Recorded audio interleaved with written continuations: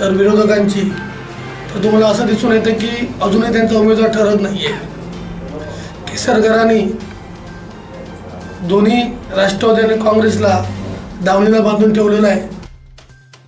महाविकास आघाडी करणार आहे असे सांगून आमदार दीपक केसरकर केवळ दिखाऊपणा करीत आहेत। काही झाली तरी शिवसेनेच्या उमेदवारालाच नगराध्यक्षपदाचे तिकीट दिले जाणार आहे, त्यामुळे काँग्रेस राष्ट्रवादीला अँगलवर लटकविले जाणार असल्याची टीका नगराध्यक्षपदाचे उमेदवार संजू परब यांनी आज येथे आयोजित पत्रकार परिषदेत केली। दरम्यान भाजपातून बंडखोरी करणाऱ्या अन्नपूर्णा कोरगावकर यांच्याबाबतचा निर्णय पक्ष नक्कीच घेईल।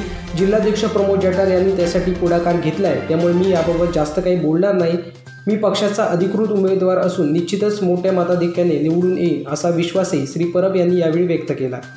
परब उद्या आपला उमेदवारी अर्ज भरणार आहेत, याबाबतची माहिती देण्यासाठी त्यांनी आज पत्रकार परिषदेत घेतली। यावेळी सुदन बांदिवडेकर, राजू बेग, सुधीर आडुरेकर, दिलीप भालेकर, सत्यवान बांदेकर आदी उपस्थित होते। उद्या दिनांक 12 तारीखला मी उद्या भाजपतर्फे नगराध्यक्ष उमेदवारासाठी मी फॉर्म सबमिट करत आहे। त्यामुळे मला सावंतवाडी सर्व जनतेचा मला आशीर्वाद पाहिजे।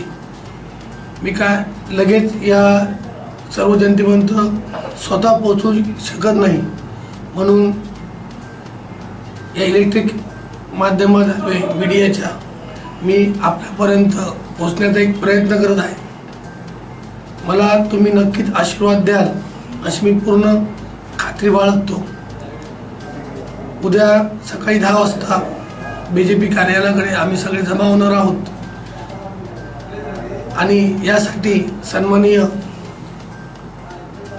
नारायणराव राणे साहेब यांच्या आशीर्वादाने हा मी फॉर्म भरत आहोत। आणि या प्रसंगी सन्माननीय रवींद्र चव्हाण साहेब, सन्माननीय निलेश राणे साहेब, सन्माननीय नितेश राणे साहेब, प्रमोद जठार साहेब, राजन तेली, अतुल काळसेकर, महेश सारंग, मनोज नाईक आणि सर्वच नगरसेवक पक्षाचे पदाधिकारी उपस्थित राहणार आहेत आणि आम्ही पूर्ण सावंतवाडीत रॅली काढून हा मी फॉर्म भरणार आहोत।